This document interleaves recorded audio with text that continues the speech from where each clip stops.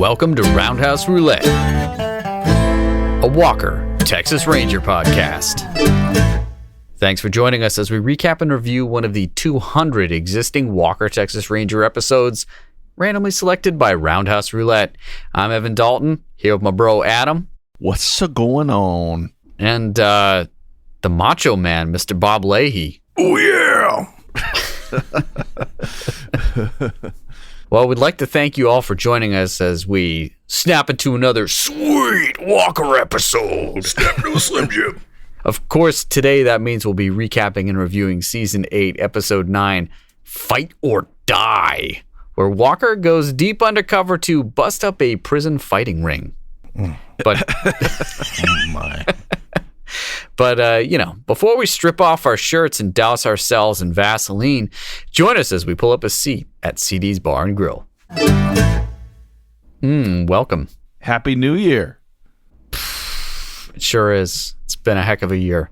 Yeah, a few days into it here, a week into the new year, and finally breaking bread over Walker again here. If by bread you mean the yeast in beer. Yeah, it's liquid bread.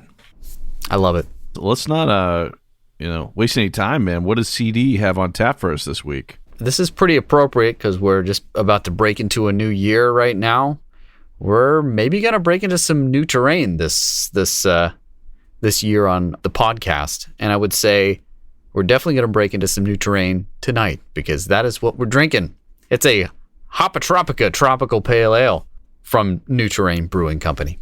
In Golden, Colorado. That's the real place right there. Is this a Coors product? Isn't that where Coors is from?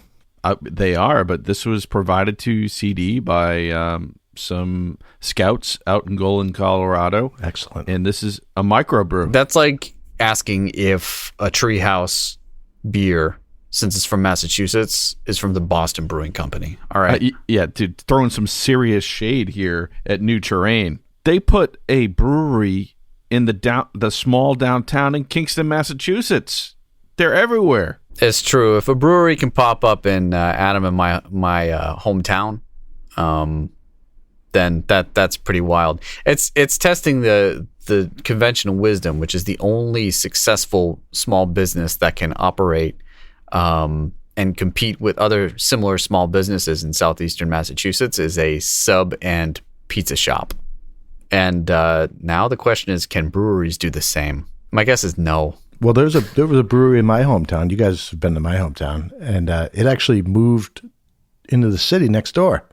It was so successful. Wow. Town has 2 gas stations, a pizza place, and a hardware store, and a brewery, but not anymore. That's true. We were there recently, so that's saying more than our hometown. But still. Yeah. Doesn't your hometown also have a Caterpillar house? What the heck is that? That's a shout out to the Caterpillar Lab. Yeah. Those of you interested in the life history of lepidopterans, and we're not talking butterflies, we're talking moths here. Yeah. This place is only dedicated to caterpillars, not butterflies, not the things that people care about, just the caterpillars. And shout out to a friend of podcast and patron, Jesse Varga, who gave us quite the tour of said Caterpillar house when we're up there. Let's just say that if Walker had some of those caterpillars put on his chest instead of the emperor scorpions that were put on his chest in one of the previous episodes we reviewed, he might not have made it back alive. No doubt. All right, so back to our beer here. This Hopatropica, you might be wondering, what the heck is that? Let me tell you. It's brewed with 100% Citra hops. Ooh, they're all in on this. This pale ale has tropical citrus and mango notes in both aroma and flavor. It's a simple malt profile that allows the single hop addition to dazzle while inviting a thirst-quenching and sessional experience. When we have a craving for a tropical escape, we Hopatropica. Shall we Hopatropica? Yeah, we're talking about caterpillars. We got to be drinking beer. Let's crack these. Oh, that aroma. Okay. It definitely has that citrus bite, but it's got some great flavor. I would say it's super clean. A lot of times when they get that Citra, it's mixed in with some other stuff. It's a bit funky. This is a very clear, not super hazy. It tastes real clean, crispy. It's not messing around. It's getting right to the point. Just like any good Coloradian would. Is that what they're called? I don't know. What are people from Colorado called? I don't think they had the I. I think it's Coloradan. Maybe Rocky Mountain people. Is that what they're called? Perfect. I think that's it. Yeah. John Denvers. Rocky Mountaineers. John and Jane Denvers. This beer is definitely going down like John Denver. Unlike this beer, that was in bad taste. I'm sorry. I know. Sorry, John Denver fans. So what else is going on here? Okay, well, kind of want to pick up on something we talked about in the previous podcast. A friend of the show, Jeffrey Watrick, emailed us about this lawyer in Texas going by Walker, Texas Lawyer. And we kind of reviewed one of his advertisements, which is like the local hit and run lawyer. What would you call it? Ambulance chaser? Is that that's what it kind of is? I'm sure that's a bit of a derogatory term in the lawyer world, but who cares? Yeah, pretty accurate. Hashtag it is what it is. Yeah. Mm-hmm. But we were like, dude, he's got the Walker, Texas Lawyer, and he's like, man, he needs to amp up his commercials. This isn't cool. Well, dude, I stumbled on one that involves the wrestler Booker T. I'm not really that familiar with wrestling, but I've got to commend Walker, Texas Lawyer for calling in the big guns here. And let's dig into this. I'm going to play this for you guys.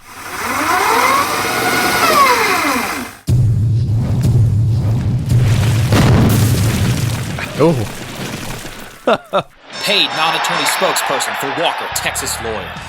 Hall of Famer Booker T here, and I've been crushing opponents in the ring for over 20 years. But Walker, Texas Lawyer, been crushing insurance companies in the courtroom for over 30. If you're injured, call Walker, and he'll crush the insurance company for you. Now, can you dig that?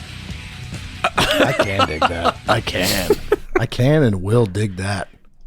That video was posted 9 years ago. Wow. We're pretty late to the game in this Walker, Texas Lawyer. I guess so.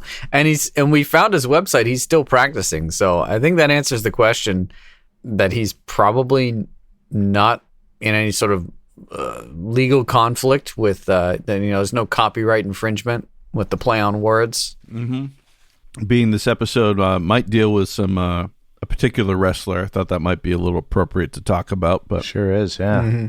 Well, let's dig into the socials here. JC, one of our top fans on Facebook, has been commenting on some of our older posts, and he kind of weighed in on our post about Chuck Norris's book that had a bunch of celebrity quotes talking about how great the book was and how great Chuck is.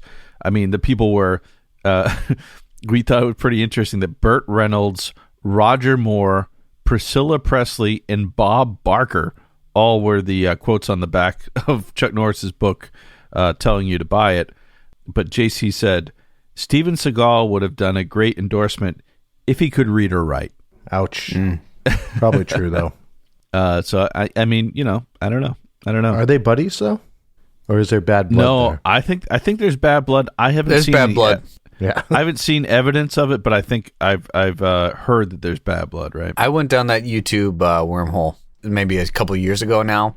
But yeah, they beat around the bush a lot, but they don't like each other.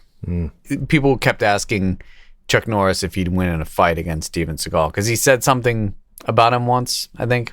I don't know. And Steven Seagal holds a grudge like crazy. So. And he can hold a guitar. There's a lot of crap going around about, I think him playing guitar is like the most sincere, authentic thing the man has ever done in his life. He's better than I am. No, he's not. He's not, Evan. He's really not. So, well, all right. In no way am I defending Steven Seagal. I think the guy's a rolling dweeb. So, but for fans of the podcast here, if you haven't listened to our interview with Armando from the Talented Slackers podcast, he actually purchased by choice, Steven Seagal CD and is a huge Steven Seagal fan. And I mean, we questioned that in the podcast episode where we interview him in one of our early podcasts. So check it out. Check them out too, because they've been reviewing the Adam West Batman 66 series recently, and I've been listening to that. Moving on here to our last piece of social media.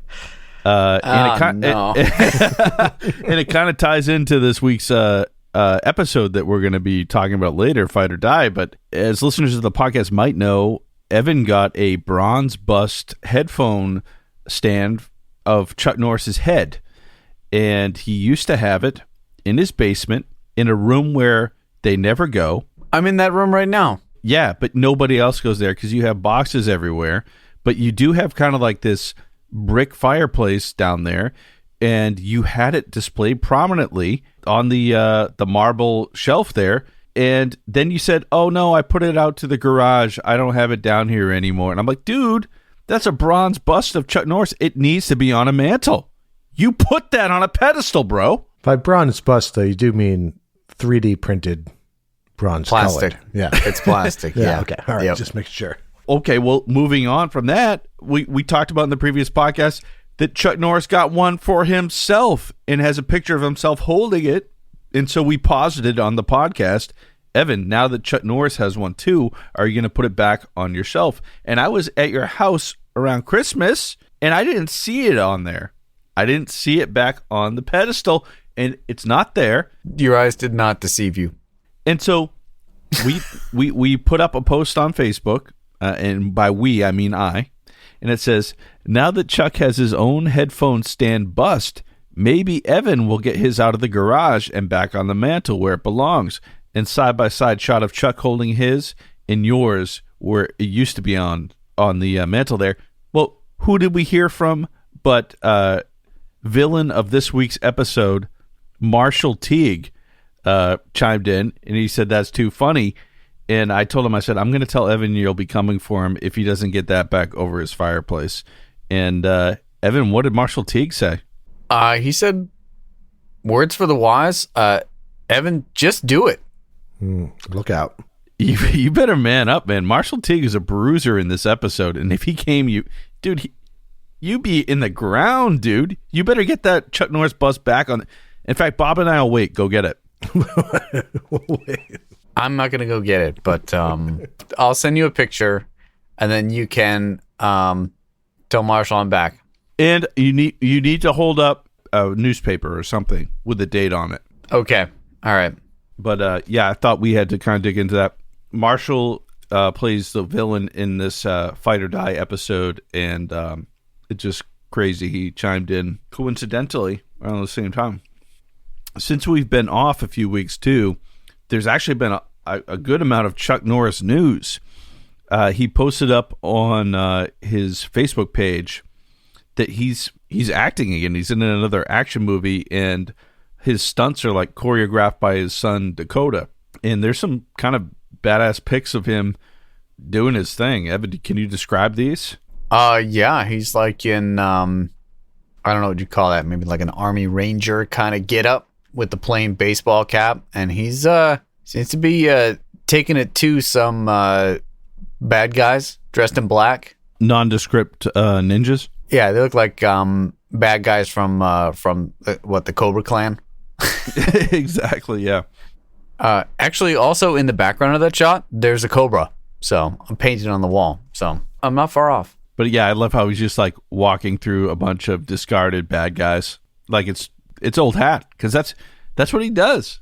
It's got some Lone Wolf vibes. Most definitely. So awesome to see Chuck back doing stuff. And he's not just doing that, doing action movies. This from the Hollywood Reporter. Bob, can you read this headline to us, man? Chuck Norris, Vanilla Ice, Sophie Monk board, zombie plane exclusive. The nostalgia-soaked action comedy about a government organization that recruits celebrities to be undercover agents will feature a number of cameos. Yeah, so Chuck Norris is also going to be in a movie called Zombie Plane with Vanilla Ice. And I'm just going to read you this quote here, okay? In a statement, producer Jessica Butlin promises that audiences can expect a wild ride. Vanilla Ice is in his element as a secret agent, and Chuck Norris, having trained him, is excellent. I mean, I'm definitely going to watch it. Unfortunately, this is going to usurp some of Chuck Norris's other movies, that we should be watching. But I think we're going to have to dig in on Zombie Plane hard. I don't know. Should I be the voice of reason and object?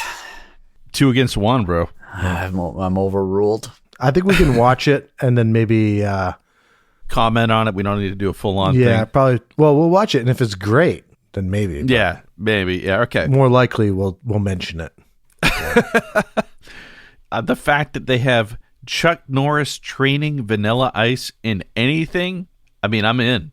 I never thought I'd be saying these words out loud. Well, needless to say, 2024 is going to be a crazy year, and that's just one of the reasons. I mean, I think we can all agree that it's great to have the Hollywood writers back. If judging by Zombie Plane, yeah, I'm really glad the writer's strike is over. Oh, man. All right, well, we got to move on. We quickly want to thank all our supporters who have been sharing the podcast, listening for a long time, and who are kind enough to pick up some action figures, Chuck Norris vintage action figures from our website. Darla from Texas, we shipped one out to her. And in November, I was in Europe for 3 weeks playing with my buddy David Newbold. I got to play some electric guitar with him, and we were in the Netherlands and Germany and all over there. And while I was in the Netherlands, we sold an action figure to Daniel Postma in the Netherlands, which was 45 minutes away from where I was at. How many action figures did you have packed in your suitcase? Well, I was packing one on my pedal board because I kept one of the Chuck Norris action figures that can't stand up. I was like, that would be kind of funny to just tape them on my guitar pedal board and take them with me on the trip. So I did have one with me, but I was able to get one of my minions to ship out to Daniel while I was out of the country. So he did promptly receive his action figure even in the Netherlands. But I wanted to put it out there that, hey, you know, if anyone is in Europe and comes to see the David Newbold show and I'm there and mentions Roundhouse Roulette, they would get the action figure from my guitar pedal board. And wouldn't you know it, nobody did that. No, it's surprising. Yeah.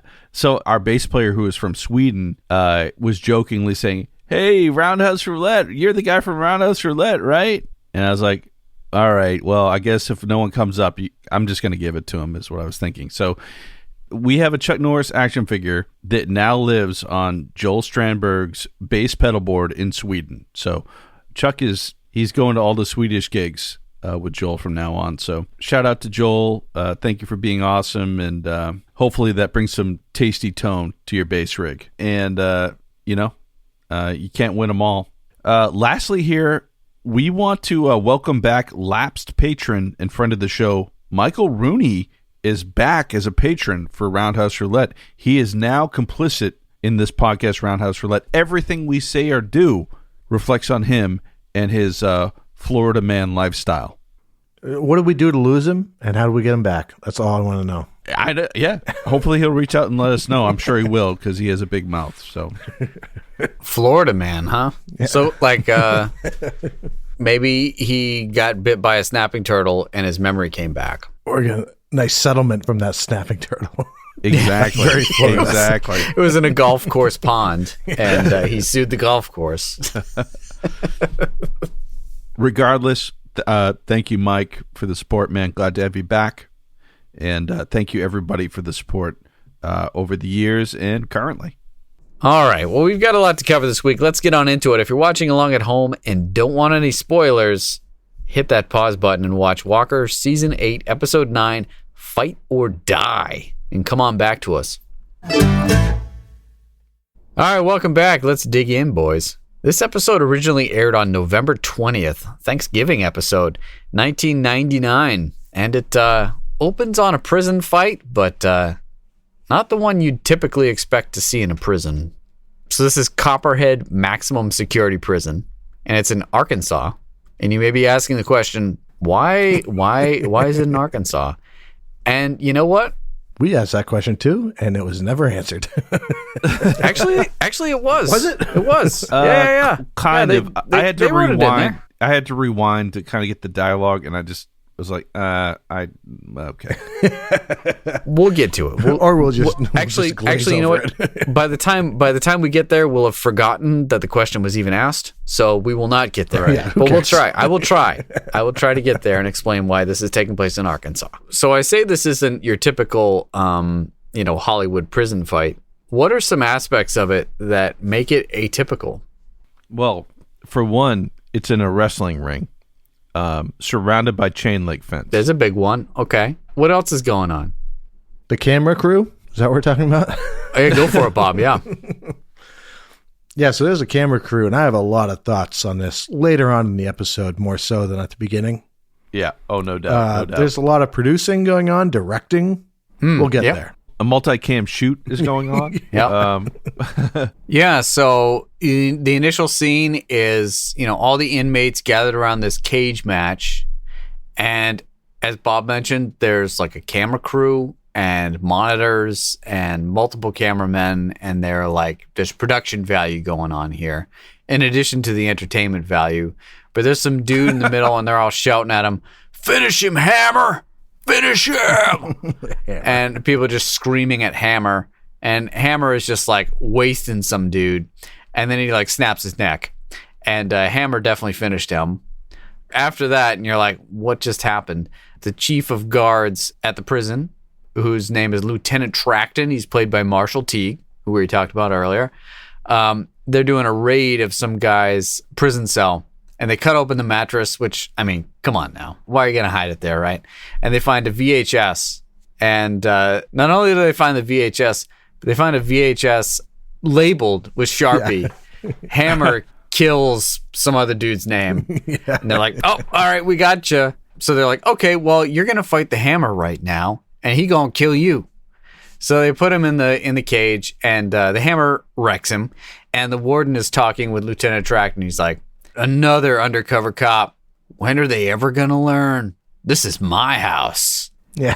And it's like, wait, you've killed like multiple undercover cops and like no one has actually come and investigated you. This episode hits the ground running, guys. I gotta say. It gets right to it. Like, I would say, okay, if you've got one undercover cop in a prison and that person dies, even if it's a coincidence, there's probably an investigation, right?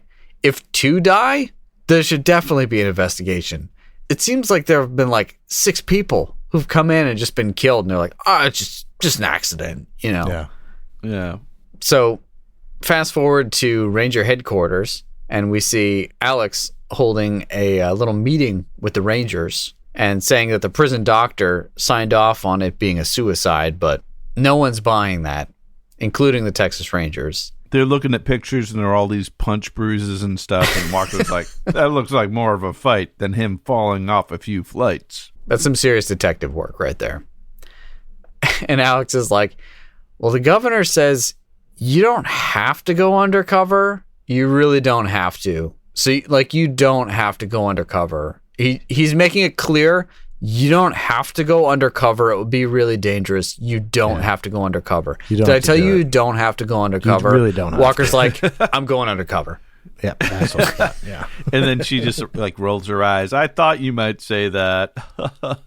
Yeah. Then Gage and Trevette are like, well, we went in on the episode too. Right. And Walker's like, okay, fine. But Trevette, you're the guard.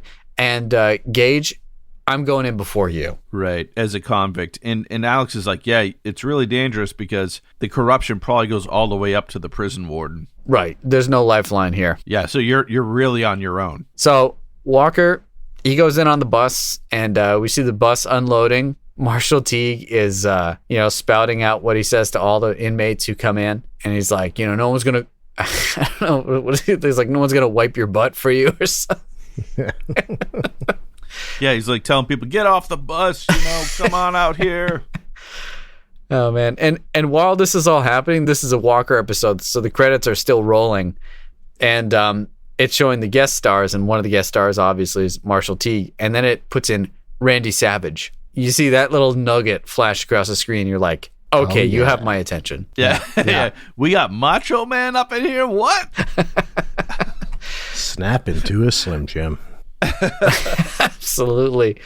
So their strategy is to immediately put all of the inmates into solitary confinement upon arrival. And that's their way of like checking them all out and making sure like, oh, let's see who's like ready to fight and who isn't, that kind of thing.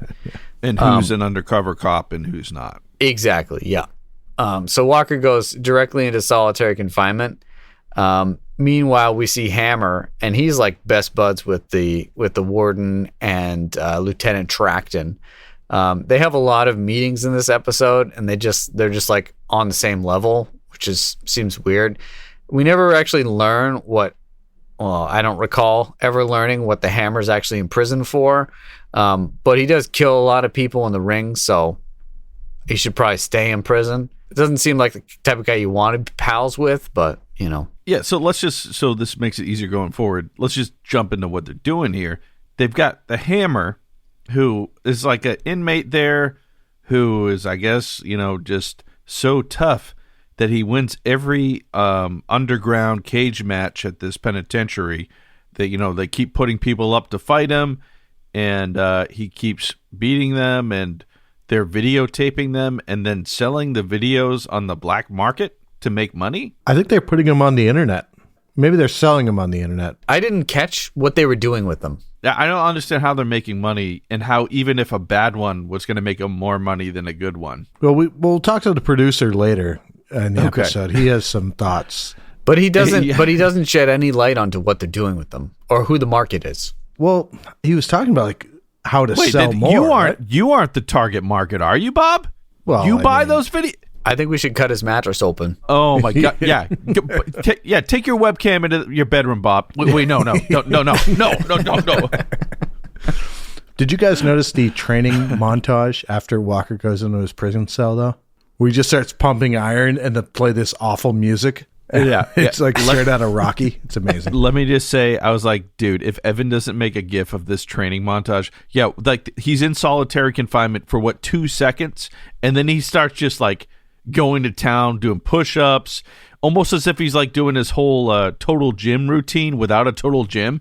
I was really hoping the prison would have splurged for a total gym, but I guess they don't have one for each cell. You're in solitary for the next week. Here's a total gym. Meanwhile, we learned that that Hammer, he wants a real fighter to fight against. So, they're setting the stage for some epic showdown somewhere along the lines. Walker's alias is Jake Flint, but I don't think we have to mention that ever again. We're just going to call him Walker. So, yeah, meanwhile, while Walker's getting checked in, there's a new guard, and Tracton, he's saying to like his, second in command or whatever. He's like, oh yeah, well this Flint guy who's played by Walker, he seems like a real bad dude. We got to see where he's at. He might be a good fighter. And he's like, okay, well I guess we got to go meet the new guard. And so they go meet Trevette. And this is like the most confusing, stupid dialogue I think I've ever heard. Tracton's like, so what are you doing here? Like, this is where all the bad people come. And Trevette's like, I do my job. I take care of things. I do stuff. And Teague's like, well, we do things different here, and there's no getting out. And Trevette's all like, that's cool with me. I might take some dudes out. I was a little tough with a billy stick. Anyways, I basically tuned this out, but then I had to rewind because I was like, did I miss anything? And then I actually listened to it and was like, this is so dumb, and just like a bunch of jargon. They have some plot line where, like Marshall Teague's character as the lieutenant of the prison there, he asks him some question about something in his case file, and Trevette corrects him on it because he was testing to see if Trevette knew the details of his own file. Trevette did. Oh yeah, so subtle, so intense. Nope, the writing's great writing. High stakes. Great writing, high stakes. Oh yeah. Anyways, then we see Walker working out in his cell again, and he gets a meal delivery. He's like, what day is it? And they're like, oh, it's like the 14th. And you're like, oh, okay, this must be when Gage is arriving. And it is. So Gage arrives, and Teague's character Tracton is giving his spiel again to new inmates. So Gage arrives, and he's, mouthing off. And then Teague's character is like, you got a problem? And he gets up in Gage's face, and Gage just like grabs his throat and then starts beating everybody up. Which is pretty awesome. Yeah, he goes right for it. He's like, oh. And there's just a prison fight just going down. It's like, okay, all the guards are fighting. Oh my gosh. They're only fighting Gage though. The other inmates are just standing there dumbfounded, and that's my favorite half second of this episode. Is like two dudes with like nasty mullets and goatees, just like looking at each other like, huh? The most greasiest long hair and like handlebar mustaches. Oh my god, so good.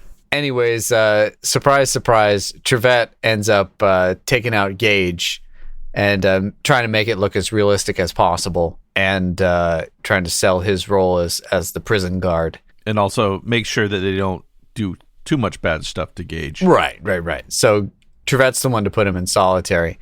And we're talking about weird music made specifically for Walker episodes. This one, it's got like the weirdest like humming / beatboxing in the background. You pick up on that, Bob? Yeah, I've got a lot of thoughts on that music there. Please weigh in.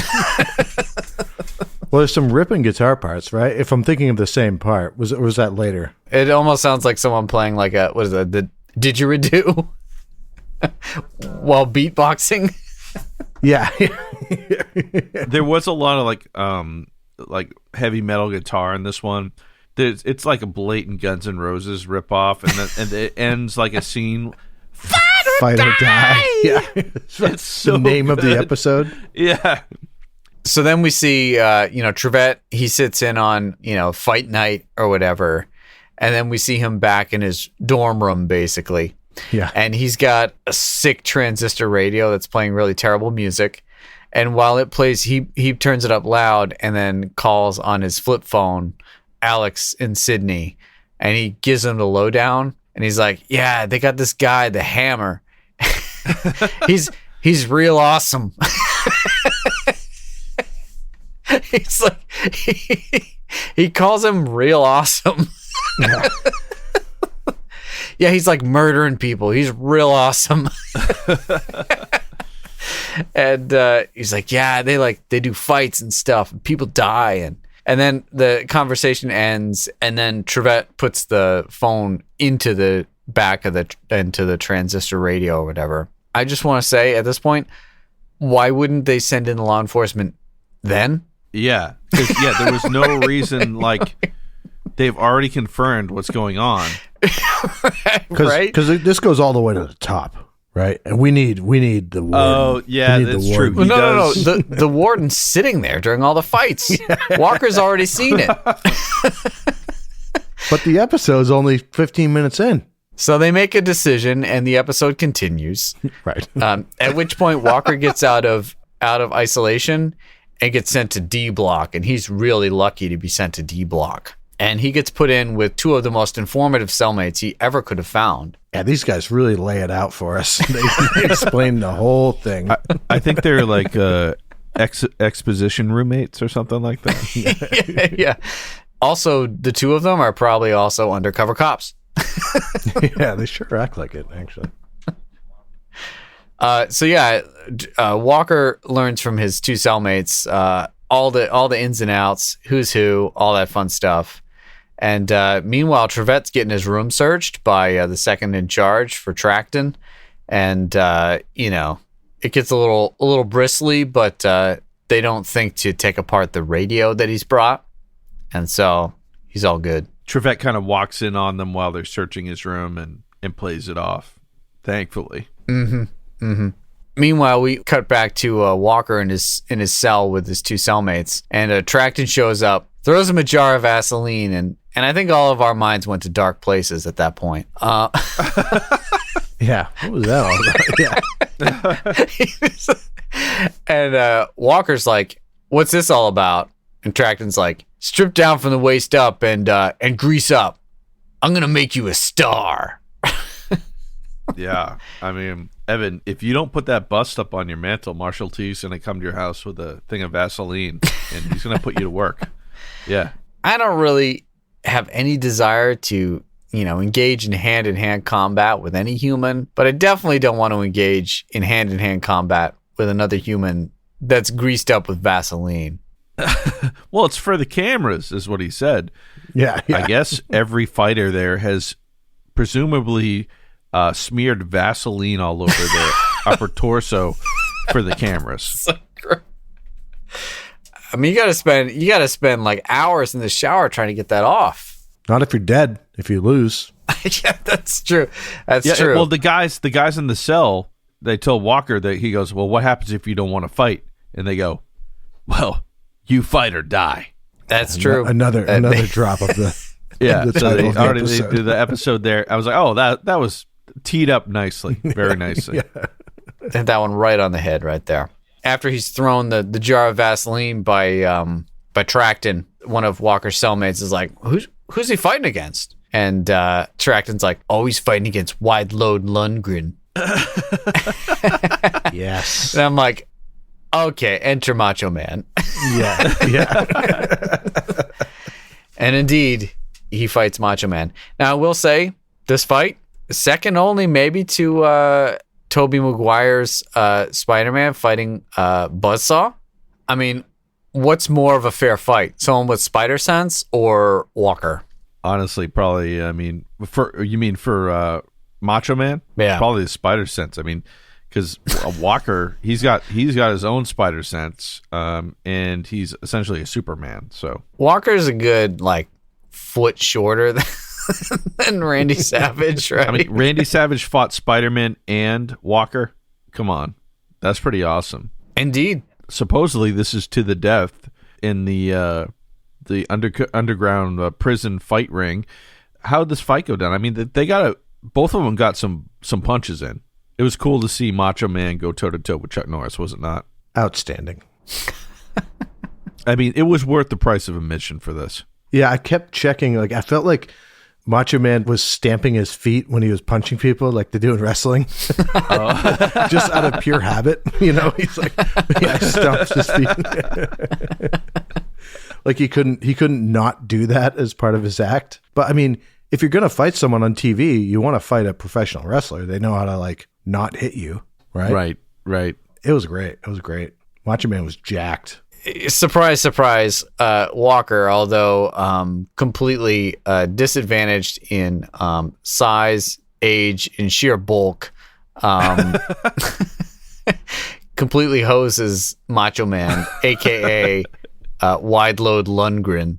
But instead of dealing a finishing blow, he mercifully allows Lundgren to walk away without the need of a doctor's diagnosis. And the Hammer sees him win. And as the Walker's leaving, the Hammer's like, hey, man, I got a party going on later. Warden's called in a few sweet honeys, some brewskis, and you should come hang out. And Walker, in amazing deadpan, is just like, yeah, no thanks. I'm picky with who I associate with. And the Hammer's like, what? He's like, what did he say? And then Trevette's like, he said he's picky with who he associates with. And then he's like, I know what he said. Why'd you ask? What just happened? That was the nerdiest put down ever. And then we see Walker scrubbing the floors after the fight. And then we see the Hammer in his air quotes party. And it's just him and some really poor music. He's drinking a beer. And there are three chicks in bikinis that are like, you need to loosen up, Hammer. And he's like, I just can't. And then you see him spacing out, and you hear Chuck Norris go, I'm picky with who I associate with. Oh yeah, they show a flashback to the previous commercial break. Yeah, the scene before it. And he's like, oh, that's it. So he goes down, and he's ready to just completely take out Walker. Then and there, he's like, hey man, if I invite you to my party, I expect you to show up. Yeah. You can't be a pooper. All right. It's like, dude, it really wasn't a party. It was just you, but You don't mess with the Hammer. Walker's like, yeah, I don't really regret not showing up.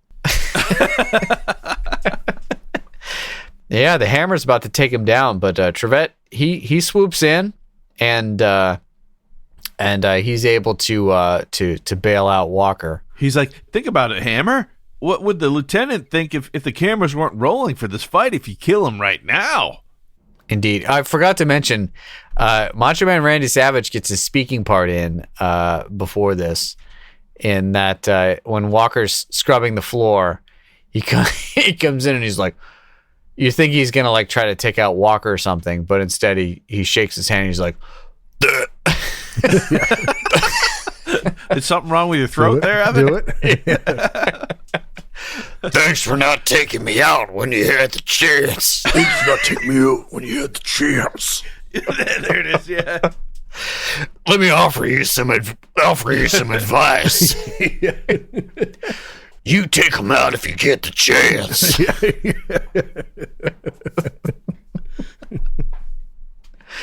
So yeah, Trevette saves Walker from a little a possible beat down by the hammer right there in front of everybody, and he makes Walker clean out the grease trap, and a little bit of turning the tables, perhaps. Yeah, I actually enjoyed this because it actually had Trevette joking at Walker's expense. Yeah, yeah. Making I him thought clean that out too. the grease trap. So next to the scene Bob has been dying to talk about, and this is a scene where we see it's in the warden's office, and it involves a meeting between the warden, his second in charge, the chief of guards, Lieutenant Tracton, the Hammer, who, let's not forget, is a convicted murderer and a prisoner, but seems to have more power than most people in the prison. He's just hanging out. And then some fat dude in a cheap suit, who we realize is some sort of producer.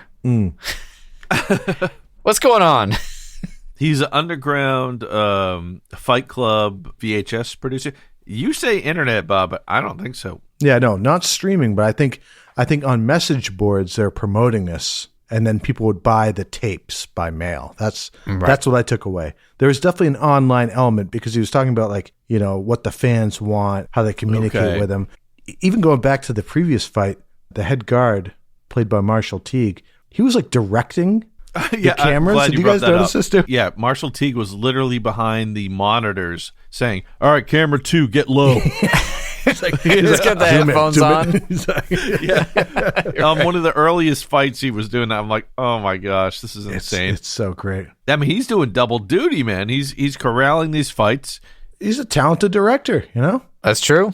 But this producer guy was so greasy, so slimy. He's actually referred to later on in the episode as the Hammer's promoter. Oh, okay. I still think his role was more. I mean, he seemed like a big picture guy, Yeah. What was his master plan? Well, he was like, we don't care. We don't want just people fighting and just, knowing who's going to win. We want to build up the story. So this guy's like Vince McMahon, really. Yeah. Yeah. He's all about the story. He's all about building up the brand, right? Yeah, for sure. Absolutely. He's like, yeah, people need to be invested in this. There's got to be more than one player here. And when you've got A-list black market talent like the Hammer, you want to make sure that you get the right nail for him to hit. You know what I'm saying? Oh, right. okay. He's like, All look, right. you just had Chuck Norris fall on your lap. You got to play this out. Yeah, you don't want to waste it in one hit. You need to work him up through the ranks and make him look like he's a viable contender for the Hammer, and then have Hammer kill him. Exactly. One of my favorite parts of the episode. So then, what follows is the obligatory montage of they're like, okay, well, we're going to play up like Walker. He seems like a badass. He took out Randy Savage. And then we got Gage's character. Right, whose backstory is like he's a fighter too. So they made up this like backstory when they submitted him to the prison. So he'd be, oh, this guy's a fighter too. Let's get him into the ring. So yeah, they have these crazy montages of like so many different fights happening. And then they show him filming the whole thing. And I love when they did like the close up of the camera guys. And they're dressed like the camera guys guys are just guards, and they're like holding the cameras awkwardly. It's like, how do these guys even know how to use this? They're probably just camera guys from the show, right? Yeah, probably. If they're smart, they're just like, why pay an actor? These guys not hold the camera. It's like when you're watching like a sports event or something, and then they show the camera guy. Yeah. But at this point, the manager of the Hammer taps out for Marshall Teague's character, right? And he's behind the monitors while they're filming all these matches, right? Oh, yeah. And Right. He's like, this is gold. Right? It was like, Yeah, it's pretty good. Happening? And then it's so over the top. It's so over the top. Well, speaking of over the top, near the end of the montage, we see the Hammer take a guy out, and then he turns and looks at Walker. He shouts out, "You're next!" So we keep track of our stats. If you're listening to this podcast, we have already dropped our end of year statistical review of how many fights, punches, and kicks are in each episode that are on our website and stuff. This episode had so many fights, I couldn't wait to get the number of how many fights were in this episode, because each match is technically a fight. Evan, you want to reveal how many fights happened in this episode? So as far as roundhouse kicks go, the roundhouse kick calculation is specific to only Walker, which is important for episodes when you have bad guys who do roundhouse kicks. Think Gary Busey. But then also important for episodes that feature Gage, right? And Sydney, because they're often doing crazy stunts and stuff. So they do a lot of roundhouse kicks. So the roundhouse kicks are specific to Walker. The fights, however, are not specific to fights with Walker. They include all the fights. So this one had 12 fights in it. And I'm lumping the last fight, which we'll get to, as one. And that's by far the most we've had so far. Yes. Yeah. Double the number of fights as any other episode.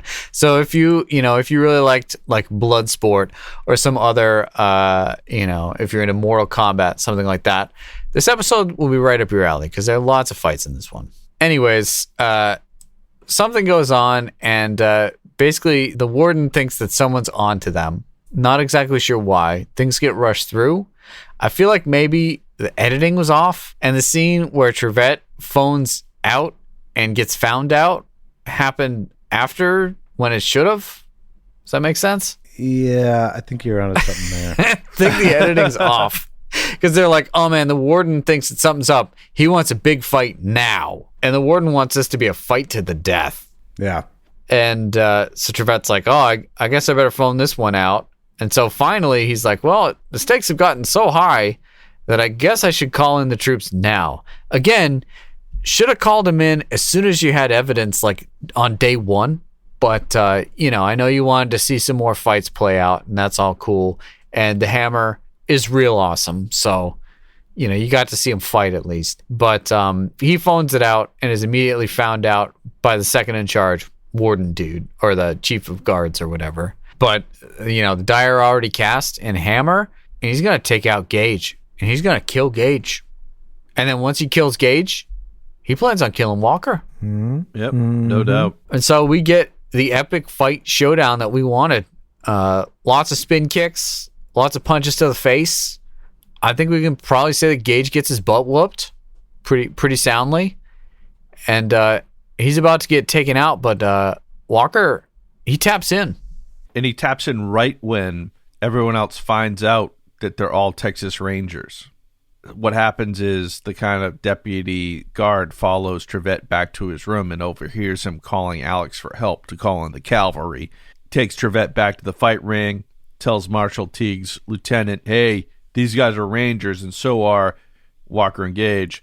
And so it doesn't really change anything because they were already going to try to kill them anyway. So, Marshall Teague's character is like, those guys are Rangers. Really kill them now. Yeah. Question. How does he know that Walker and Gage are Rangers too?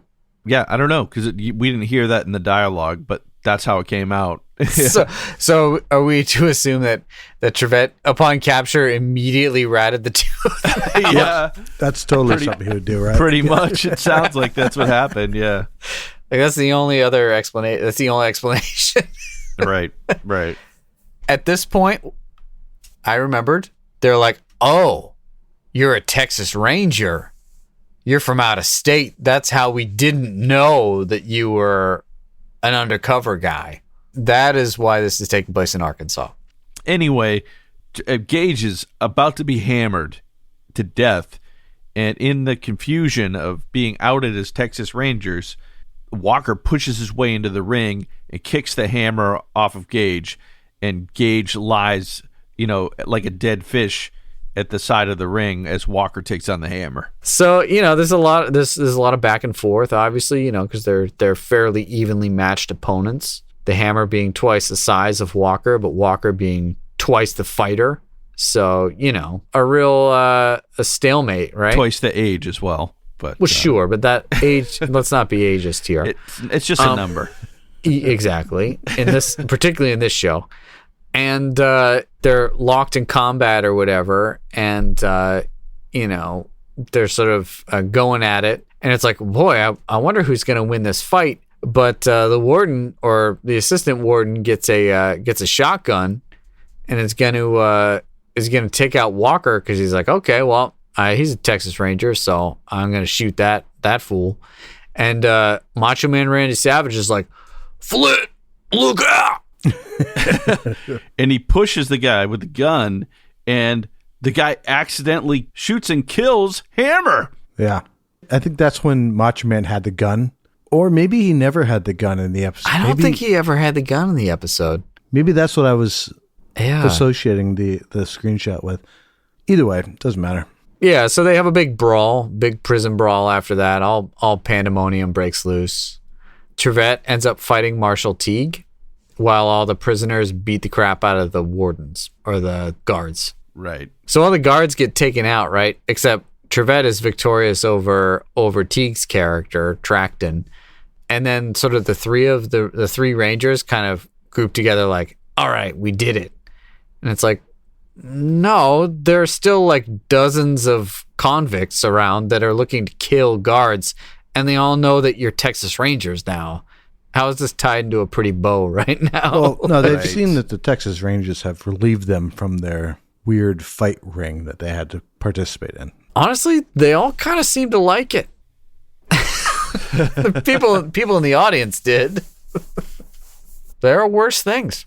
Anyways, it just kind of ends pretty suddenly, and then they're all walking to their car, and Gage makes some joke about, Walker thanking him for softening the hammer for Walker to fight him, Is that like some kind of innuendo? What the hell is that? Yes, yeah. Thanks for softening the hammer for me. Okay. No, he's like, I did most of the work, Oh, yeah, the guy that just got shot, you should really thank me for softening him up for you, Walker. The dead guy. Yeah, that dude. Yeah. End of episode. Yeah, he did. Oh, he's funny. Fade to black. Wow. Well, that about sums up that episode. When we come back, it'll be time for us to each rate Fight or Die on a scale of 0 to 10 boots to the face, resulting in our patented Roundhouse Roulette episode ranking, complete results of which are available on our website, roundhouseroulette.com. Don't go away.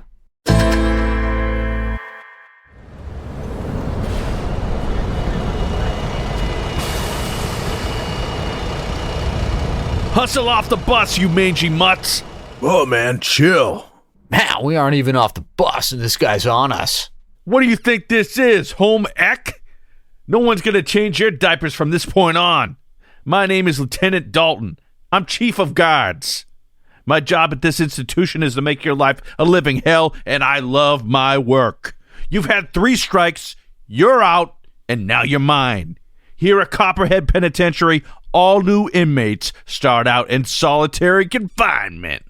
Oh, man, bogus. Wait. Don't podcasters get preferential treatment? Special treatment for podcasters? Don't be ridiculous. Unless your grandpappy's last names end in Vanderbilt, you boys are going to be locked up for life with no microphone privileges. Listeners, please help. If we were ever to deliver the Lighter Walker Texas Ranger to the world again, we need your support. Please share the podcast with a friend or leave us a review on Apple Podcasts. It truly helps other Walkerites find the cast and spread awareness of our current stay here at Copperhead. And since we have no prayer of drawing bail on our own here, maybe think about joining us on Patreon or picking up a vintage action figure or t-shirt at roundhouseroulette.com. All right, I've let you all shamelessly plead for money and help long enough. Shirts off. Here's some Vaseline. Vaseline? Lube up so we got you nice and greasy for them cameras. We'll see if your podcast listeners can raise enough funds to save you from my underground fight to the death black market videotape ring. Yikes. Listeners, help. You missed a spot there, Bob. Oh, jeez. All right, now off to the pit, boys. Okay, welcome back. Time for us to rate this beast. All right, this one's a tough one. It is, yeah. It's a tough one because it's far along in the timeline of Walker. But I think it kind of hits the sweet spot. When we get these old episodes of Walker, we get upset when Walker doesn't fight anyone. And yet he is like fighting a ton of people in this one, right? Yep. And not only that, like we're like, oh man, like, you know, Gage and Sydney are fine, but like we're not here to see them.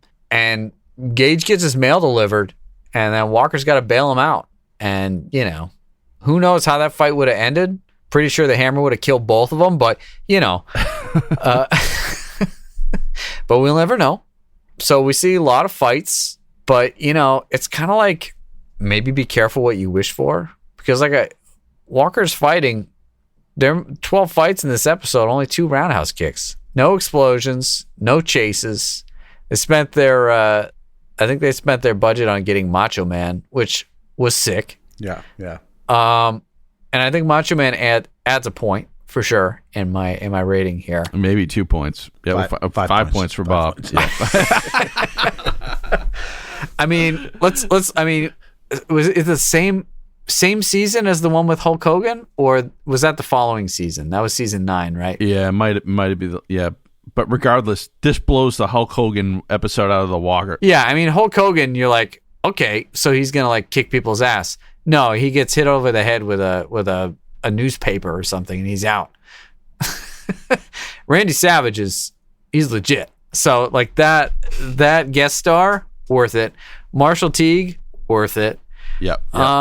The premise of the show, ridiculous. Yeah, I mean I think it's upper echelon episode. I'm debating between a 7 and an 8, and I gotta go. Listen to your heart. I'm going. You can edit this out, right? Yeah, but I don't think Or we not. will. This is the tension. Yeah. We've come this far. Knowing what I know about Walker, I'm going 8 on this one. Wow. Okay. I'm doing it. Marshall Teague put it over the edge for me. It's like, okay, he's like an old friend now. He's a friend of the pod, and he doesn't disappoint. Wow. I think you're trying to suck up to Marshall Teague after he was telling you to put that bust back up on your mantle there, dude. Not true, but it doesn't hurt. Right. Man, I'm going to go 7 on this one. And I'll tell you why. There became so much fighting that I couldn't even understand what was going on at one point, like the whole montage. But the premise is ridiculous. The only issue I have with this is there's nothing like that happens in this episode that's so memorable we're going to be talking about it. Like I would be like, oh, you should watch that one because this happens. But I mean, Walker fights Macho Man Randy Savage. That's where I was going. that's the memorable thing. And then he has like a bro moment with him. Randy Savage had lines. I was really surprised when he actually had lines.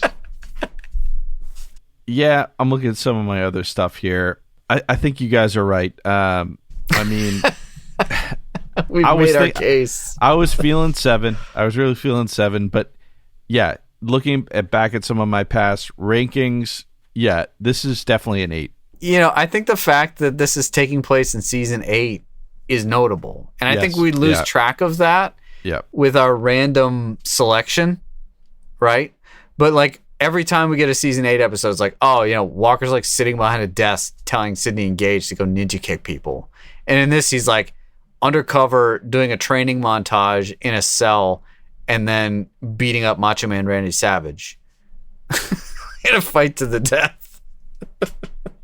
I think we're overlooking a certain Charles Napier who played the warden in this episode.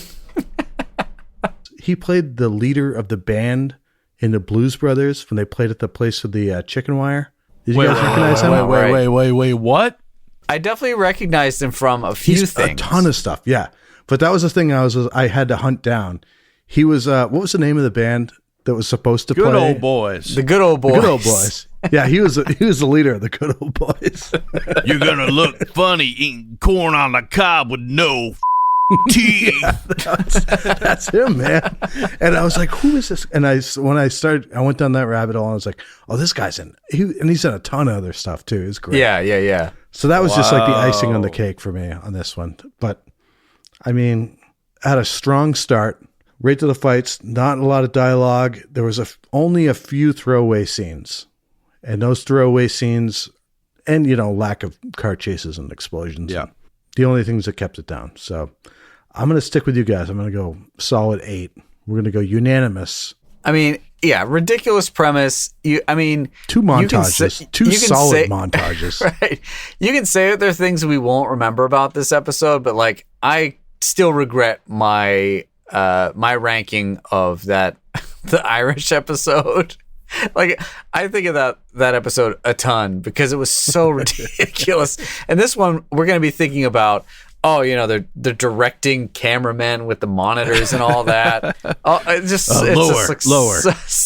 More blood. Right, throwing Vaseline to someone, telling her to grease up for a fight. like, there's a lot of ridiculousness in this episode, and again, season 8. So, I think it. Yeah, I think it's deserving, and certainly an all-timer, a ridiculous one. Maybe one of the higher ranked, perhaps the highest ranked episode of season 8. Yeah, but we'll see where White Buffalo is. Is that 8 or 9 or 10? We haven't done that one yet, have we? No. Nope. All right. So, anywho, awesome. Easy math. That one gives this episode a Roundhouse rating of 8 boots to the face. Ouch. And I think we can all agree that Arkansas might be a better place to visit as a tourist, not a prisoner. But let us know what you think on social media or by emailing us at roundhouseroulette@gmail.com. When we come back, we'll spin that Roundhouse Roulette wheel, select our next episode. And we're back. Bob, you ready to spin that wheel? Oh, yeah.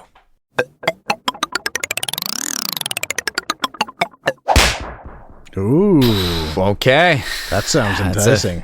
Vintage. Yeah, season 3. Till okay. death do us apart. I think this is one that stars Sam Williamson, and this might be the episode where written by Cherie J. Wilson, if I'm correct. When a hit-and-run accident pushes a vehicle to the edge of a bridge with an infant trapped inside, Walker will do whatever it takes to save the child, even if it means putting his own life in danger. All right, well, we hope you'll join us next time when we share our reactions to Season 3, Episode 5, Till Death Do Us Part. In the meantime, share your opinions with us on Facebook and Instagram at Roundhouse Roulette and on Twitter at RoundhousePod. And rate and review us on Apple Podcasts or wherever you get your fine podcasts. Thanks for listening, and until next time, may the eyes of the Ranger be upon you. When you're in Texas, look behind you. Oh, 'cause that's where the Ranger's gonna be.